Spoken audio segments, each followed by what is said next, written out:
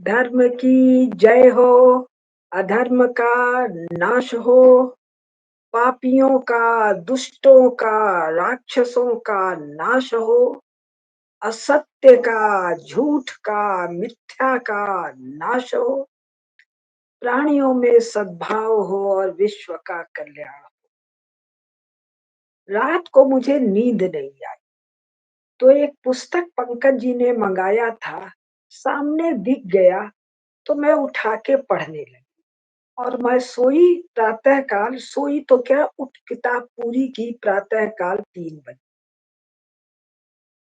सारी नसें जैसे वो खूब चटपटा मिर्ची वाला कोई चीज खा लीजिए तो सारी नसें जैसे झंझना जाती हैं, वैसी मेरी नसें झंझना गई।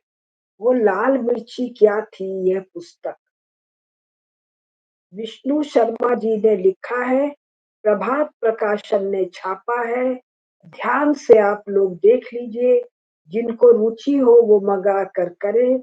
इसमें 1885 से 1923 38 साल के कांग्रेस के अध्यक्षों का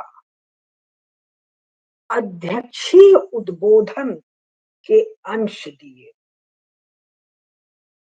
भाई तो ये राहुल गांधी जो है, इसको ये भी नहीं पता क्या कि कांग्रेस के अध्यक्ष अपने अध्यक्षीय उद्बोधन में क्या कहते थे। और इस पुस्तक की खासियत क्या है, इसने जगह जगह कोट किया है विष्णु शर्मा जी ने कि कांग्रेस पार्टी की जो आधिकारिक वेबसाइट है उसमें क्या क्या लिखा हो। तो मैं प्रयास करूंगी एक कोई 50 मिनट में बात खत्म कर दूं, कम से कम जरूरी बातें, नहीं तो अगले 50 मिनट में। इसमें से 90% बातें, 70 साल की आयु है तो बार पढ़ा था, पढ़ने पर याद भी आया। लेकिन जिस तरह विष्णु शर्मा जी ने उसका संग्रह किया है, प्रस्तुति किया है, आहा, एकदम झन्नाटे से सारी नसें खुल जाएंगी। और मैं कहूंगी भाजपा के लोग, संघ के लोग, हिंदुत्ववादी लोग इसको पढ़ लें और जब कांग्रेसियों से भेंट हो तो पूछे, जी आपके 10वें प्रेसिडेंट ने ये कहा अपने अध्यक्ष भाषण में, 12वें ने, 14वें ने, 15वें ने, 18वें ने ये कहा, तो इसके बारे में आप क्या कहते। तो लगेगा कि ये ब्रिटिशर्स से मुक्ति का कोई लड़ाई लड़ रहे थे या ब्रिटिशर्स के स्थायित्व के लिए कोई मजदूरी कर रहे। भारत में ब्रिटिशर्स बने रहे, इसके लिए जो मजदूरी कर रहे थे, उस मजदूरी का क्या क्या इनको पारितोषिक मिल रहा।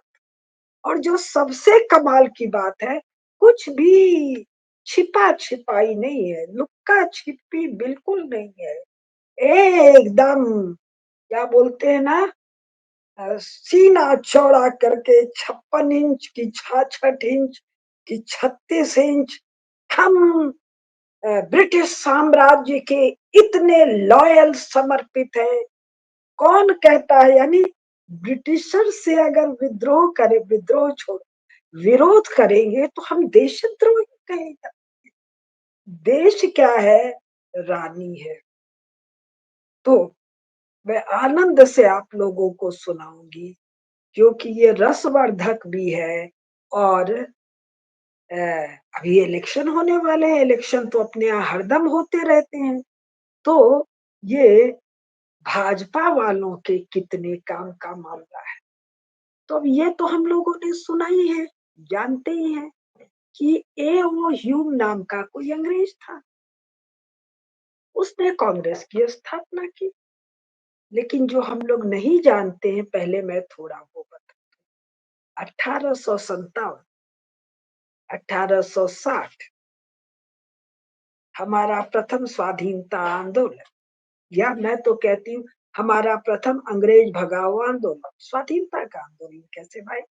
घर में चोर चकार लफंगा लुच्चा घुसाया है, पहले ध्यान नहीं दिया, फिर उनको निकाल के बाहर करना है, उसका आंदोलन। ये इतना भीषण और भयंकर था। 1860 के 25 साल बाद है 1885। क्यों एओ ह्यूम कह रहा है, और केवल 85 में नहीं 90 में भी कहेगा, यानी 1860 के 30 साल बाद, 92 93 94 96 1900 में भी कहेगा, यानी 60 के 40 साल बाद भी क्या अंग्रेजों की हड्डियां कड़कड़ा रही हैं। ये जो ब्रिटिश जिसको साम्राज्य कहते हैं उसकी चूलें हिल गई हैं, क्योंकि भारत माता के वीर सपूत जो हमारे क्रांतिकारी हैं, इनको दिन भर गोली से बम से इससे उससे दाग दूग मार काट इतनी दुर्गत कर दिए हैं कि कलकत्ता इनकी राजधानी थी। ये हम भारत वालों को भूल गया। राजधानी छोड़ के इन नालायकों को भागना पड़ा। 1885 क्या है? कांग्रेस की स्थापना 25 साल बाद, और 1911 में ये भागते हैं। निर्णय तो और शायद साल भर पहले कहते हैं, यानी 25 और 10 35 साल बाद भी कांग्रेस बिचारी निष्ठा पूर्वक सेवा करे। निष्ठा पूर्वक सेवा ये कर रहे हैं, और भारत माता के सपूत अपनी माँ का सेवा कर रहे हैं पूरी पौरुष के साथ, पराक्रम के साथ, दुर्घस साहस के साथ। ये अंग्रेजों को राजधानी छोड़ के भागना पड़ा कहाँ? दिल्ली। अगर दिल्ली ही राजधानी थी तो 1757 के बाद ही तुम चले गए होते। 1757 नहीं गए, 1760 जाते, 1790 जाते, कोई बात नहीं। 1860 तक तो वो जो जफर था उसको तुम रंगून पहुंचा दिए थे ना। तो अगर दिल्ली का ऐसा सिंबॉलिक महत्व था, तो तुम 1860 1870 1880 में दिल्ली को राजधानी क्यों बनाए? क्यों नहीं बनाए? दिल्ली को राजधानी तुमको तब बनाना पड़ा जब बंग भंग किया किसने? कर्जन। इस सब इसको लॉर्ड कहते हैं, उनका लॉर्ड है जो कहते हैं। तो कर्जन को बंग भंग वापस लेना पड़ा। क्यों लेना पड़ा? इतनी ठीक से कुटाई हुई इनकी भारत माता के सपूतों के द्वारा कि इनको अपनी राजधानी छोड़ के भागना पड़ा। और मुझे नहीं लगता है कांग्रेसियों ने कभी कहा हो कि हमने अंग्रेजों को उनकी राजधानी से भगा दिया। क्यों नहीं कहा? क्योंकि वो लगातार और लगातार अंग्रेजों की सेवा में लगे हुए हैं ना। तो आइए हम कुछ शुरुआत करते हैं। तो जो शुरुआत करते हैं ये है इस पुस्तक का पृष्ठ 70 71। 70 71 क्या है? फिरोज शाह मेहता। आहा, क्या नाम है! फिरोज शाह मेहता इंडियन नेशनल कांग्रेस के अध्यक्ष है। सन कौन है? 1890। 1890 में ये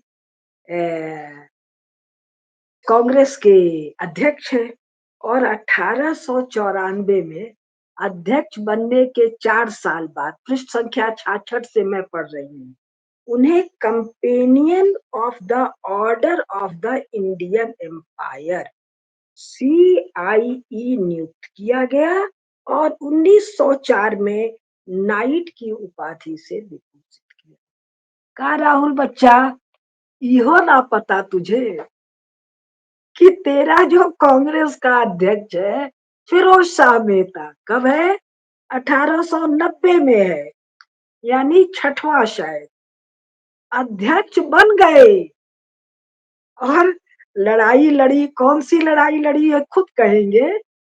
ये भी ब्रिटिश साम्राज्य को स्थायित्व देने की, तो स्वाभाविक है उस काम को करने के लिए अंग्रेजों ने उन सबों को बख्शीश दी। तो बख्शीश में क्या दिया? 1894 में companion of the order of the Indian empire और 1904 में नाइट की उपाधि। इसके पहले 1893 में उन्हें इंपीरियल लेजिस्लेटिव काउंसिल का सदस्य भी चुना गया। अब पृष्ठ 67 पर मैं पढ़ रही हूँ। फिरोज शाह मेहता की भी वही चिंता थी। ये कौन सा सन है? 1890, 1885 के 5 साल बाद। वो कथा 5 साल पहले वाली कथा बाद में बताएंगे। फिरोज शाह मेहता की भी वही चिंता थी जो उस दौर के कई कांग्रेसियों और उसके मदद करने वाले पूर्व और वर्तमान अंग्रेज अधिकारियों की चिंता थी कि कहीं कांग्रेस की स्थापना व उसके कार्यक्रमों से ब्रिटिश साम्राज्य के प्रति हमारी वफादारी और निष्ठा पर सवाल तो नहीं उठेंगे। कहीं हमें देशद्रोही तो नहीं मान लेगी अंग्रेज सरकार। हम बड़ा चकराए ये लाइन पढ़ के। अरे कहीं तुमको देशभक्त नहीं मान लेगी, मुझे लगा ये होना चाहिए था। पूरा जब पढ़ा तो समझ में आया देश माने अंग्रेज सरकार, तो अंग्रेज सरकार का द्रोही तो नहीं मान लेगी। तो यानी देशभक्त मतलब अंग्रेजों का भगत, तो कांग्रेस का प्रेसिडेंट। ऐसे में कलकत्ता अधिवेशन में, ये पृष्ठ संख्या 67 का आखिरी पैराग्राफ मैं पढ़ रही हूँ। ऐसे में कलकत्ता अधिवेशन में अपने अध्यक्षी संबोधन के प्रथम 5 मिनट में ही सबको बता दिया हमारी वफादारी पर उठने वाले सारे सवाल अब खत्म हो चुके। वफादारी किससे? भारत से नहीं, अंग्रेजों से। क्योंकि हाउस ऑफ लॉर्ड्स में, कहा?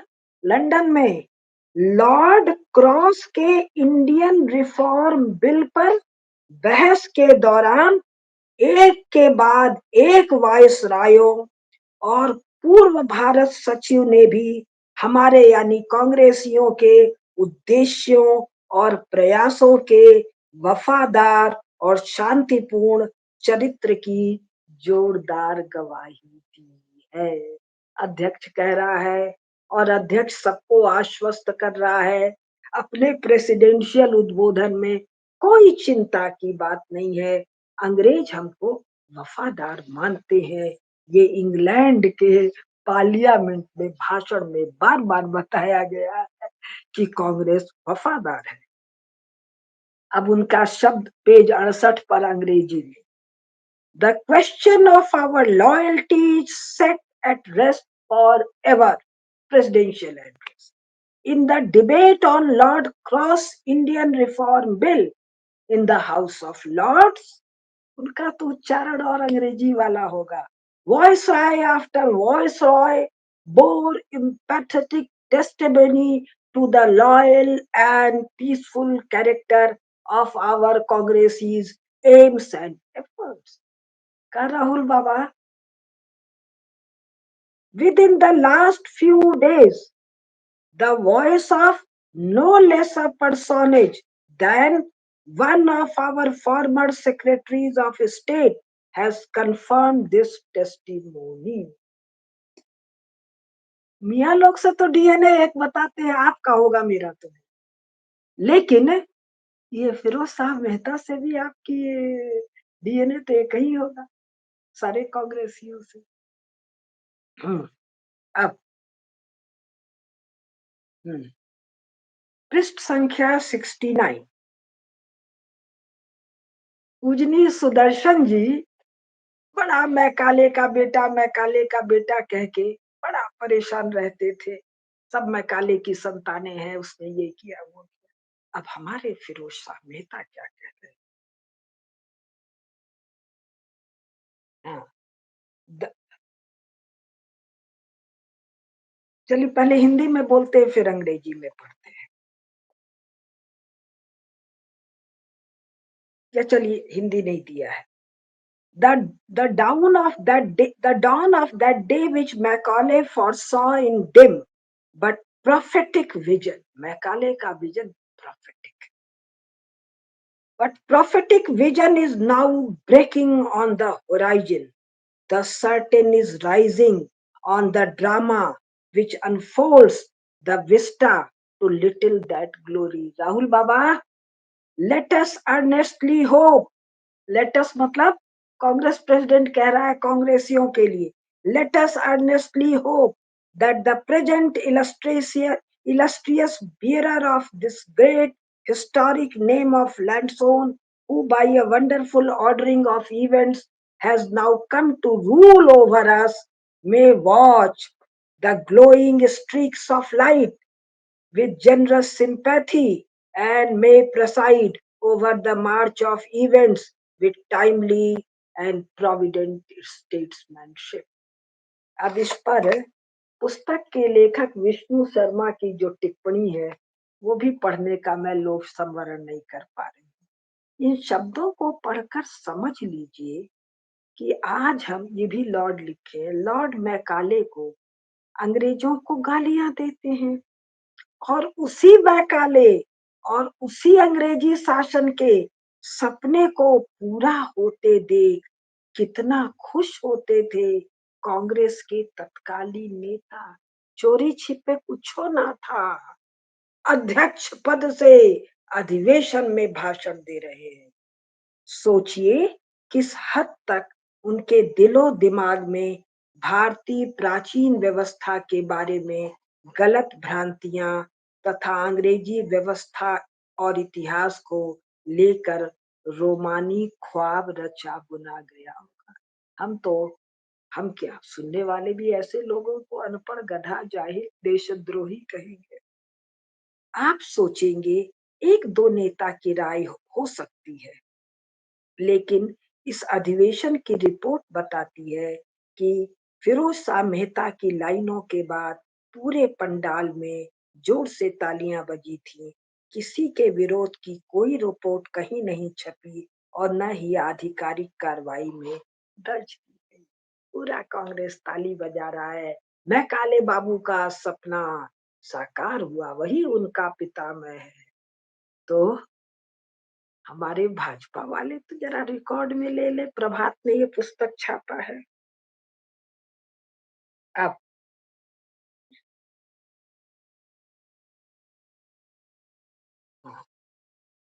फिरोज शाह मेहता का एक अध्यक्षीय संबोधन का एक दिलचस्प शीर्षक था, faith in England. I have no fears but that the English statesmanship will ultimately respond to the call.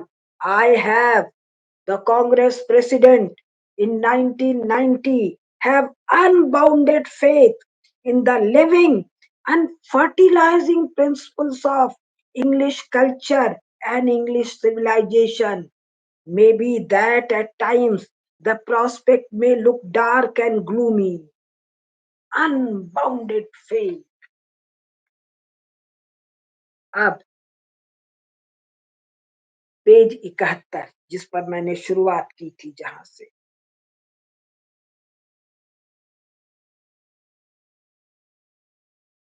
ये बड़ा कमाल का।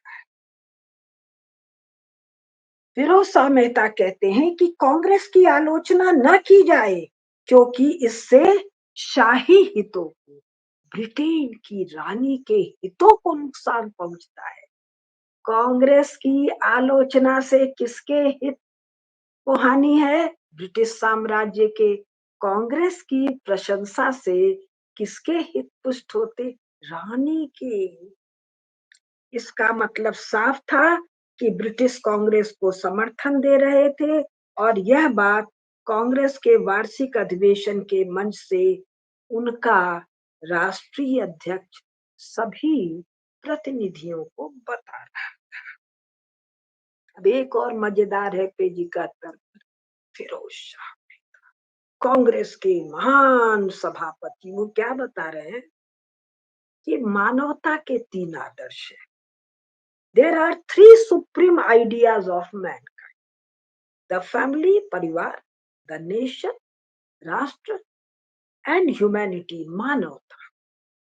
तो कह रहे हैं the Hindu and Greek ruler thought of the first.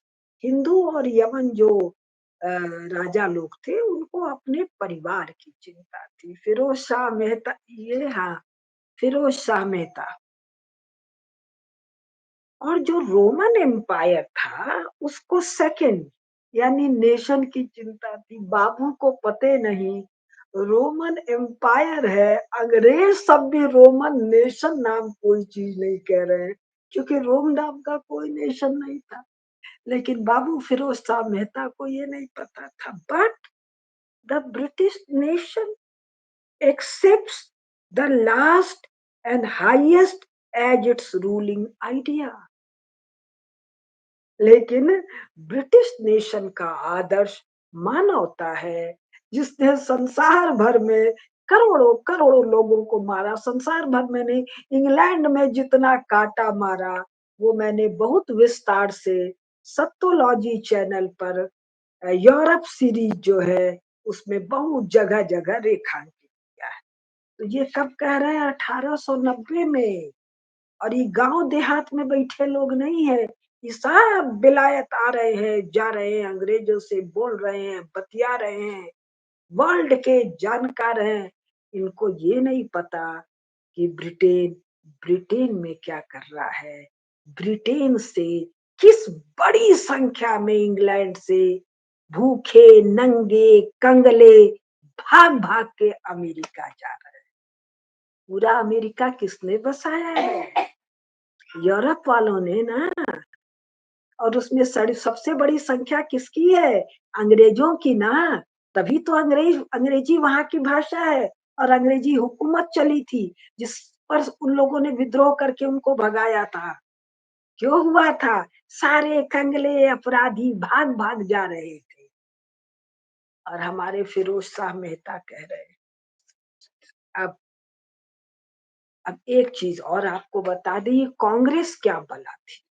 ये इन्होंने पृष्ठ संख्या 74 पर कहा था। 1891 का अधिवेशन, जिसके अध्यक्ष थे मद्रास प्रांत के जाने माने वकील पी आनंद चार्ली। अब ये भी कमाल की बात थी कि जितने वकील थे वो सबसे बेहुदा एंग्लो सैक्सन कानून के जानकार, और यही सब कांग्रेस के अध्यक्ष बनते थे। इसमें कुछ आंकड़ा दिया है ये कि जो पहला अधिवेशन हुआ था उसमें समस्त भारतवर्ष मतलब 1885 में क्या है, अफगानिस्तान, पाकिस्तान, बांग्लादेश, नेपाल, बर्मा, तिब्बत, सब भारत क्षेत्र है। यहाँ से 72 जने जुटाए थे। किसने? एओ ह्यूम ने। उसके बाद दोबारा जब अधिवेशन हुआ माने 86 में 406, तिबारा 607, चौबारा 1248, पांचवी बार 1899, छठवीं बार 677, आठवीं बार 812, जिसमें ये सज्जन थे। और ये कुल कांग्रेस 3 दिन जुटती थी, कुल 3 दिन। तो ये जो कांग्रेस का महान स्वाधीनता आंदोलन साल में 3 दिन जुटता था, ये प्राणी थे। और वो जाके कहते थे कोई शंका नहीं कर सकता है हमारी ब्रिटिश निष्ठा पर। ये नहीं कहा कि कोई शंका नहीं कर सकता है भारत माता के प्रति हमारे कर्तव्य पर, हमारी निष्ठा पर, ब्रिटिशर्स की निष्ठा पर।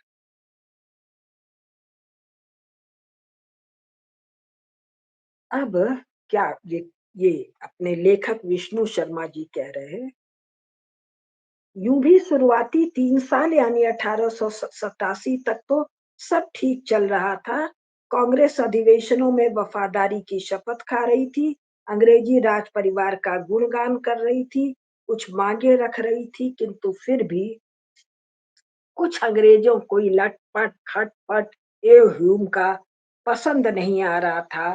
तो 20 पेज का एक पत्र ह्यूम को संयुक्त प्रांत यानी यूपी के लेफ्टिनेंट गवर्नर ऑकलैंड काल्विन ने लिखा।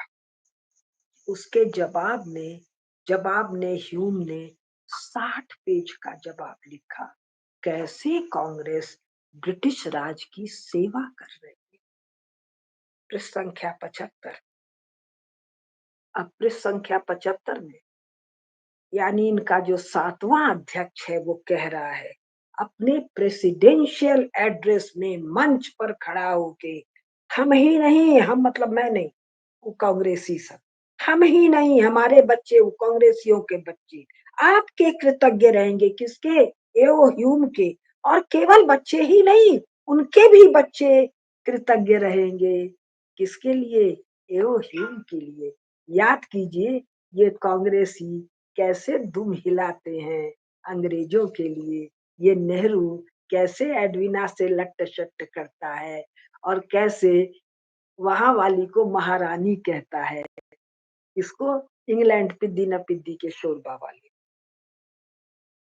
अब आनंद चालू का शब्द है ही मतलब एओ Hume has thus earned not only our love and gratitude, but I also hope the love and gratitude of children and children's children.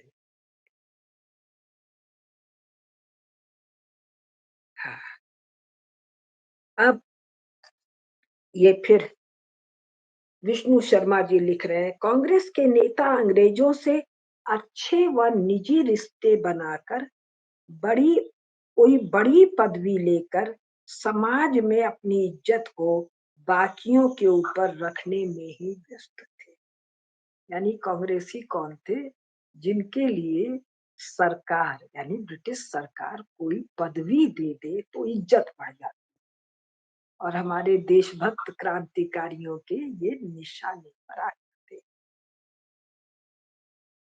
तो एओ ह्यूम को क्या चिंता हुई कि ऐसी कांग्रेस तो अंग्रेजी शासन पर किसी तरह का दबाव डालने की सूरत में नहीं है। तो फिर जिसके लिए स्थापना किया था वो स्थापना क्या था? जनता के आक्रोश को फिर कैसे कम किया जाए? एओ ह्यूम ने कांग्रेस की स्थापना इसलिए नहीं की कि तुम जाके उनके तलवे चाटो और पद ले लो और पदवी ले लो। तुम बताओ कि समाज में, देश में, बताएंगे हम पूरा कथा, क्या क्या गड़बड़ चल रहा है तो हम उसको ठीक ठाक कर दें, तो ब्रिटिश शासन चलता रहे। End of history. लेकिन यहाँ तो जो गांधी जी उनको अंग्रेजों ने कैसरे हिंद कहा, यानी अंग्रेजों का सबसे वफादार। तो जो अंग्रेजों से लड़ेगा उसको कैसरे हिंद कहेंगे। और ये जो 7वें अध्यक्ष महोदय है आनंद आनंद चार्लू, इनको तो राय बहादुर की भी उपाधि मिली हुई है और companion of order, British order की भी उपाधि मिली हुई है।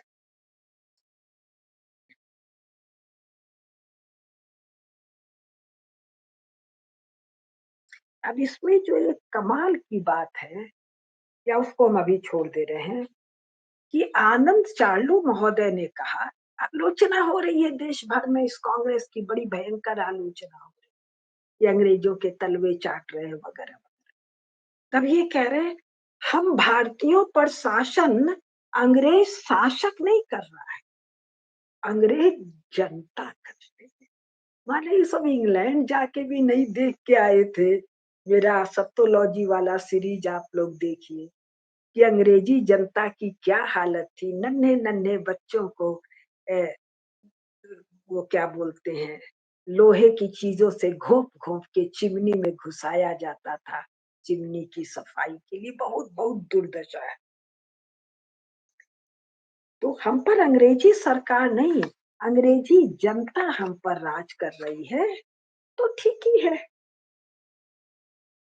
अब वो ये कह रहे हैं कि हम जो कुछ भी करेंगे यूनियन जैक की छाया तले करेंगे। इनको शिवाजी महाराज का भगवा ध्वज, इनको सनातन धर्म का भगवा ध्वज का छाया नहीं चाहिए। इनको कौन सा छाया चाहिए? इनको छाया चाहिए यूनियन जैक का। अब पेज संख्या 79। उन्होंने यह स्वीकारा कि कांग्रेस पर गद्दार और देशद्रोही होने के आरोप लगते थे। अब इसके दो अर्थ हैं। एक भारतीय इनको कह रहे हैं देशद्रोही और गद्दार, और दूसरे अंग्रेज इनको कह रहे हैं देश माने अंग्रेज। तो अंग्रेजों से या ब्रिटिश साम्राज्य से गद्दारी और द्रोह करना, इसलिए यूनियन जैक की छाया तले यह सब सोचा गया। साफ था कि उस वक्त की कांग्रेस न तो अंग्रेजों की गद्दार दिखना चाहती थी और न ही देशद्रोही अर्थात अंग्रेज विरोधी। ये सब केजरीवाल का भी झंझट नहीं कर रहे थे कि करप्शन का विरोध कर रहे हैं और स्वयं करप्शन कर, ये भी झंझट नहीं था। सब खुला खेल फरूखाबादी। हाँ, हम ब्रिटिश साम्राज्य के सच्चे स्वामी भक्त हैं। गांधी जी का पढ़िए माई एक्सपेरिमेंट्स विद ट्रूथ। 50 साल की आयु तक गांधी जी कह रहे हैं मैं ब्रिटिश साम्राज्य का सबसे बड़ा स्वामी भक्त सिपाही हूँ, सबसे बड़का।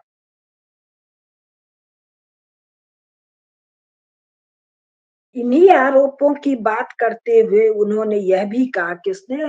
कांग्रेस के अध्यक्ष ने, कांग्रेस के नेता जो ब्रिटिश शासन के परिणाम हैं और जिनका अस्तित्व भारत में ब्रिटिश सत्ता के रख रखाव पर निर्भर करता है, वे इतने तर्कहीन इरैशनल कैसे हो सकते हैं कि जिस शाखा पर खड़े हैं ब्रिटिशर्स, उसी शाखा को काटने की आत्मघाती नीति अपना सकते हैं। एकदम बिना लाग लपेट के साफ बात कि तुम हमको सब दे रहे हो, हम तुमसे गद्दारी करें, ऐसे हमको तुम इरेशनल मानते हो। अब एक इन्होंने और कहा है, भले समय लग रहा है लेकिन मुझे लगता है आराम से चलो।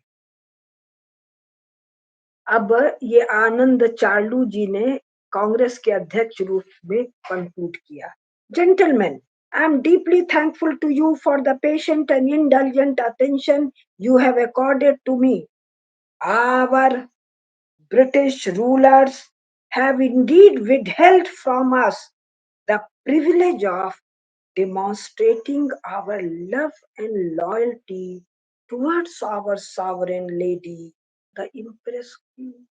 हम लोगों को अपनी वफादारी और प्रेम दिखाने के मौके से बचा लिया है।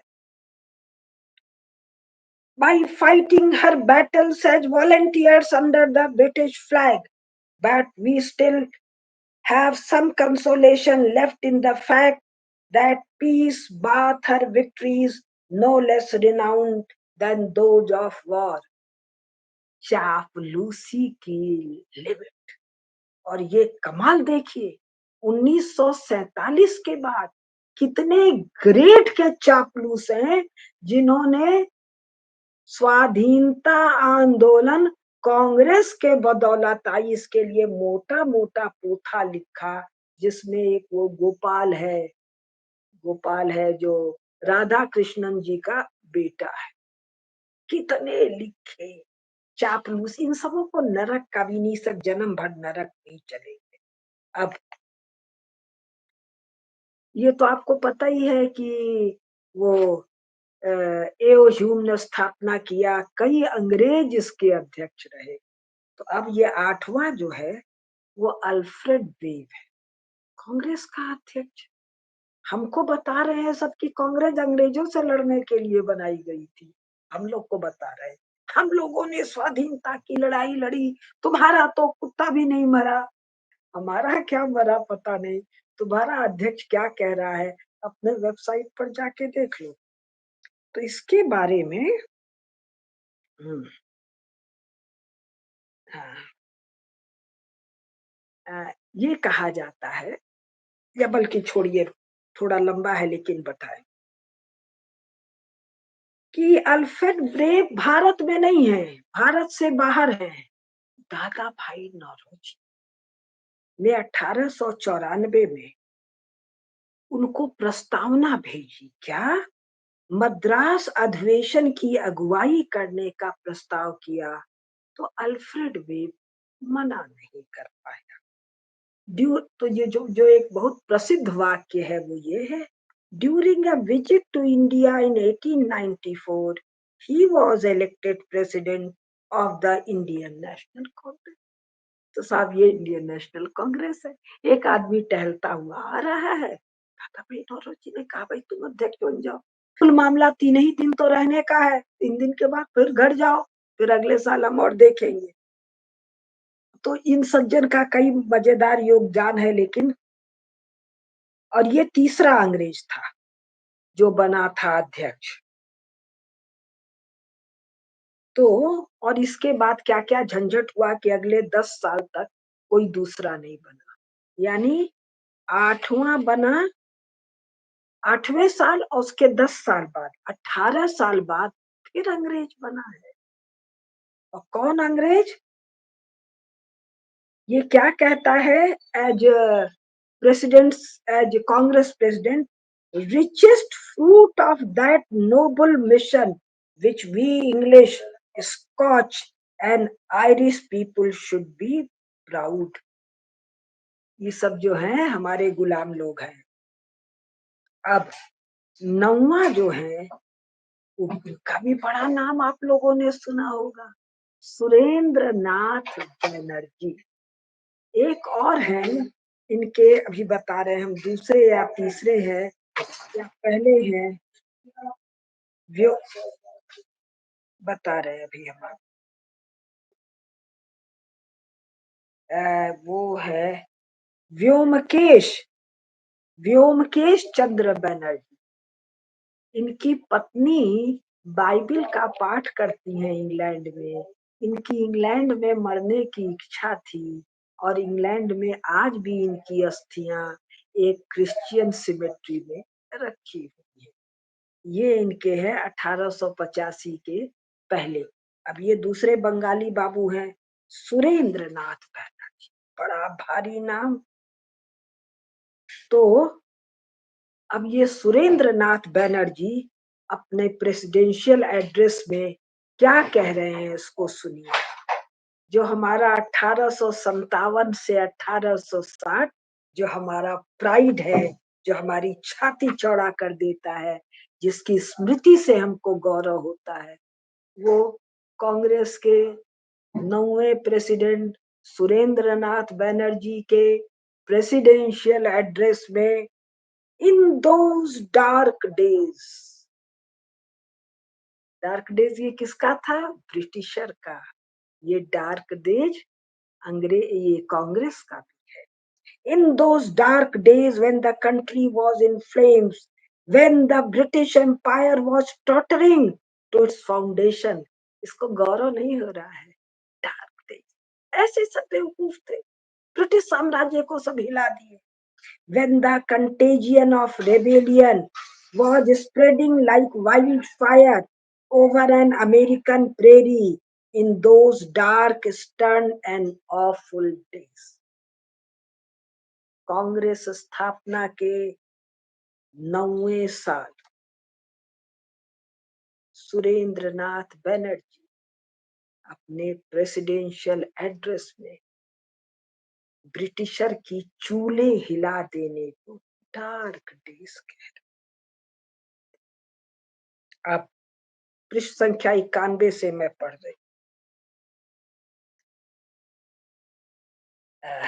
इनका एक संबोधन है, India's loyalty to the British throne. वो कहते हैं, I decline to discuss the charge of disloyalty which used to be brought against us in early days of the Congress movement. हम पर ब्रिटिश साम्राज्य से वफादारी नहीं करने का ऐसा घृणित आरोप लगाते हो. Are we then Her Majesty's constitutional opposition in this country? क्या हम लोग महारानी का संवैधानिक विरोधी है? I hardly think so. Our position is not analogous to that of a parliamentary opposition. Parliamentary opposition जैसे भी नहीं है. हम unqualified loyal to British Crown and British Empire हैं. अब इसी संबोधन का एक सब टाइटल और है, Faith in British Justice and Generosity, Trust in England. वो क्या कह रहे हैं? अध्यक्ष बाबू Surendranath Banerjee, we have been taught to admire the eloquence and genius of the great masters of English political philosophy. अरे चुल्लू भर पानी तो खर्चा काहे करते हो? नाक दबाओ, कांग्रेसियों मर जाओ, ना मरे तो सब भाजपाई संघी मिलके सबका नाक दाब. The one feeling which is predominant in the breast of every true congressman, which shapes and colors his political conviction and might be said to constitute the keynote of his political creed, is love and reverence for his sovereign and his country. Britain का रानी, Britain का राजा, और जिस देश का रानी राजा है उसके प्रति हर कांग्रेस सच्चे कांग्रेसी के हृदय में प्रेम छल छल कर. ये सब नेता विष्णु शर्मा जी कह रहे हैं, मान चुके हैं कि वो ब्रिटिश रानी के प्रजा, स्वामी भक्त, लॉयल, प्रेम से छल छलाते हुए प्रजा है. इनको कहा जाता है, मेरा मन तो बड़ी भद्दी भाषा में बोलने का है, ये सब लड़ाई लड़े. अब 12वां 1896, इस सज्जन का नाम है रहीमतुल्ला सयानी. इसमें लिखा वो जो अमीन सयानी नहीं था, उसका नाना दादा कोई है. क्या कहता है ये रहीमतुल्ला सयानी? A more honest or sturdy nation does not exist under the sun than this English nation.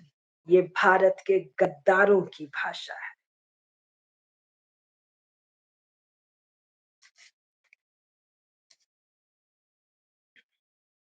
Page 96, 12वां अध्यक्ष कह रहा है, It is not true that the Congress movement is a movement in opposition to the government.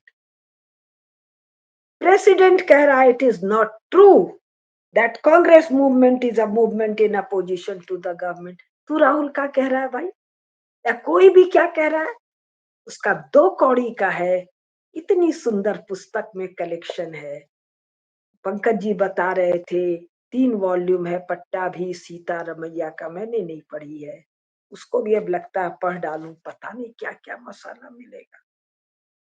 It is the duty, page संख्या 97, it is the duty of all truly loyal subjects desire of seeing the government maintained in its power to inform government of their own wants and wishes, as it is also the duty of government to ascertain the wants and wishes of subjects, and indeed those subjects who will not keep the government well informed of their own wants and wishes cannot be called true friends of government.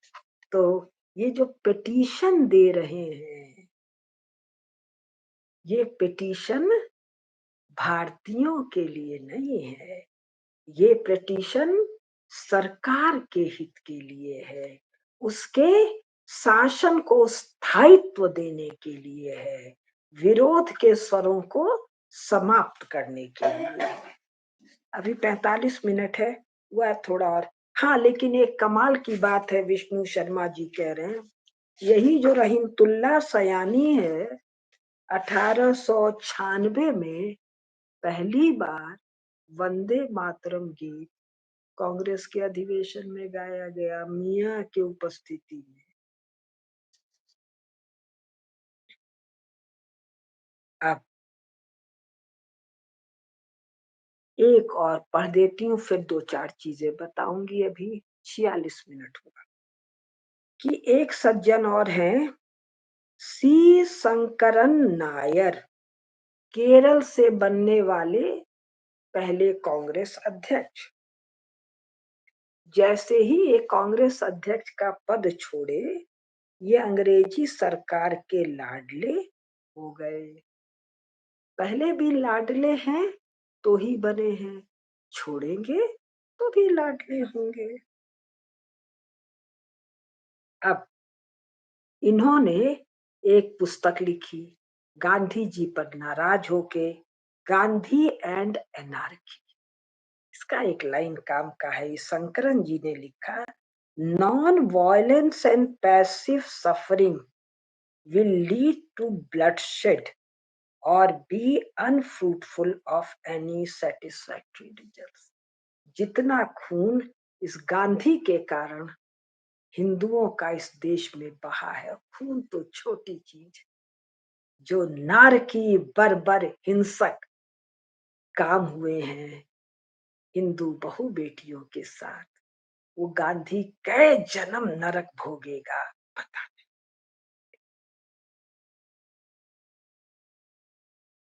और ये जो कांग्रेस के अध्यक्ष हैं नायर महोदय, ये जब जलियांवाला बाग हुआ, उसके बाद इनको अंग्रेजों ने जो नाइट की उपाधि दी थी, लोगों ने कहा वापस कर दो। ना ना ना, अब वापस करने में क्या है, कोई सामान है जो दिया है, अपने नाम के आगे लिखना है नाइट सर। ये सज्जन लिखते रहे। इसमें बहुत सारा इसमें डिटेल दिया है, मैं कहूंगी आप लोग मंगा कर पढ़ें। पृष्ठ संख्या 104। कांग्रेस पार्टी ने अपनी वेबसाइट पर लिखा है, he was however not a fanatic nationalist. यानी कांग्रेस वेबसाइट के अनुसार जालियांवाला बाग के बाद जिन लोगों ने नाइटहुड की उपाधि लौटा दी, वो सब फैनेटिक नेशनलिस्ट है। तो हम लोगों को फैनेटिक शब्द से इतनी दिक्कत क्यों होती है जब कांग्रेस ही कहते हैं।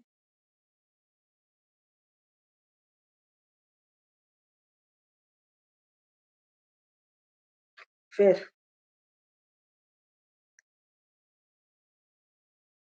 ये कहते हैं पृष्ठ संख्या 104 कि जो ये सिपाही mutiny 1857, which ignorance still calls the Indian mutiny, उसको भारत का विद्रोह कहना ठीक नहीं है, कुछ सिपाहियों का विद्रोह है। स्वाधीनता आंदोलन था, आंदोलन नहीं, कारण विद्रोह है ना। बाबूजी है अंग्रेज सब, उनके माई बाप के छाया में रहना है, माई बाप को भगाने की बात काहे कर रहे हो। पृष्ठ संख्या 105।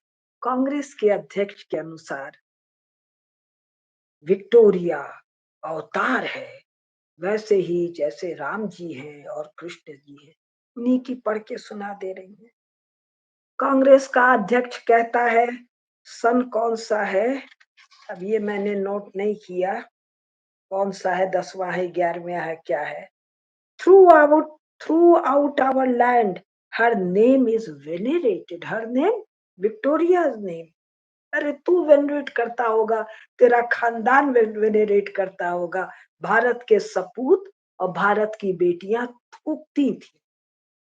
In almost every language, the story of her life has been written and sung, and in years to come, her name will rightly find a place in the memory of our decadents, along with those great persons whose virtues have placed them in the rank of avatars. 24 अवतार नहीं हुए हैं भगवान, के, दशावतार नहीं, 11वां ईरानी है, ये Victoria है। और विक्टोरिया का शक्ल आप देख लेंगे तो रानी छोड़िए, दैयों लायक नहीं। Ranks of avatars born into this world for the benefit of this our holy land. Bharat के भले के लिए विक्टोरिया ने जन्म लिया है। ये है कांग्रेस के 10वें 11वें जो भी होगा, शंकरन नायर यानी चेतूर शंकरन नायर का उद्बोधन है। इसमें बहुत और है, बस इसको करके मैं बंद कर रही हूँ। उसके बाद हम पढ़ाएंगे 1897 में है, तो 97 में है तो 12वां वगैरह कुछ होगा। अब ये कह रहा है, वो बता रहे हैं अंग्रेजी राज्य का होना क्यों जरूरी है। पृष्ठ संख्या 106, वो मैं पढ़ नहीं रही हूँ। वो कह रहे हैं कि अगर अंग्रेज चले गए, we are also aware that decline of the British supremacy, हमको पता है, we shall have anarchy, war and rapine, जा तो रहा है नीचे, लेकिन जाना नहीं चाहिए। कांग्रेस इसको मजबूती स्थायित्व प्रदान करे, क्यों? अंग्रेज चले जाएंगे तो एनार्की होगा, वार होगा, रैपाइन होगा। पाकिस्तानियों को आंख दिखाओगे, चीनियों को आंख दिखाओगे तो ये होगा, ये होगा, ये होगा। 370 धारा हटाओगे तो ये होगा, ये होगा। अयोध्या जी में मंदिर बनाओगे तो ये होगा, तो ये होगा। मियाँ लोग को हाथ लगाओगे तो ये होगा, तो ये होगा। ये है कांग्रेस प्रेसिडेंट्स, कांग्रेस के अध्यक्षों का, संपूर्ण कांग्रेस का 19वीं शताब्दी के अंत नहीं, 20वीं शताब्दी नहीं, 21वीं शताब्दी तक एक ही डीएनए है।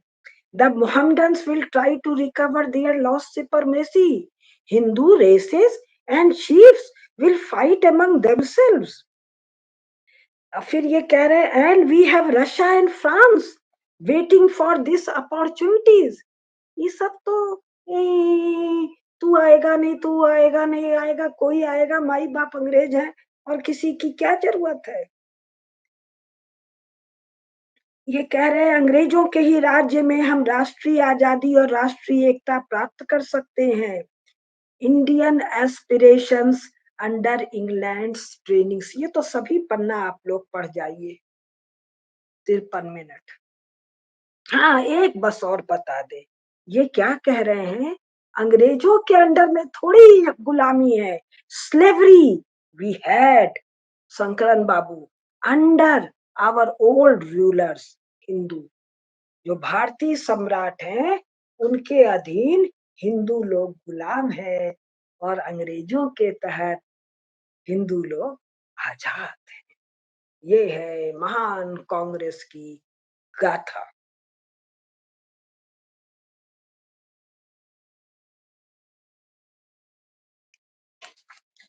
तो अभी मैं पृष्ठ 160 तक ही पहुंच पाई हूँ। अभी और कई महान ब्रिटिश भक्त रानी का गुणगान करने वाले हैं, उनको अगले एपिसोड में आप लोगों को सुनाऊंगी। आज का ये वार्ता हास्य रस की वार्ता हो गई है, लेकिन एक गंभीर बात ये है, ये बात सभी राष्ट्रवादियों को जानना चाहिए। तो नमस्कार, और मेरा एक निवेदन है कि वो जो एक ब्रिक्स पर जो हुआ भाषण वार्ता 25 मिनट का, वो एक ही दिन में 3200 पार कर गया। तो मुझे शैलेंद्र भैया ने कहा कि दीदी, यदि 3 तारीख तक, 3 नवंबर भाई दूज 2 को है या 3 को है, 5000 हो गया, तो हमने कहा तब भैया, तो भैया से मुझे बड़ा उपहार एक मिलेगा, 5 धर्म मीमांसा का सब्सक्रिप्शन, जो अभी अचानक 3400 हो गया है। तो अगर आप लोग मुझे एक बड़ा उपहार दिलवाना चाहते हैं तो प्रयास कीजिए, भाई दूज के दिन तक 3400 पहुंच गया है, 1600 किसी जुगाड़ से हो जाए। ये मेरे को बड़ा आनंद आएगा। और आप लोग जिस तरह से सुन रहे हैं, जो भी मुझसे प्रश्न पूछना है या मेरे से किसी विषय पर आप लोग वार्ता चाहते हैं, टिप्पणी में लिख दीजिए। मैं लगातार सब टिप्पणी पढ़ रही हूँ और पढ़ने के बाद उचित समय पर जब ऐसा लगेगा एक 15 या हो सकेगा एक 15 मिनट का ही उत्तर बना दूं। और एक विषय जिस पर बहुत लोग एंजाइटी चिंता कर रहे हैं, उस पर मैं वार्ता करूंगी 3 तारीख के बाद। तो जी नमस्कार। हर हर महादेव।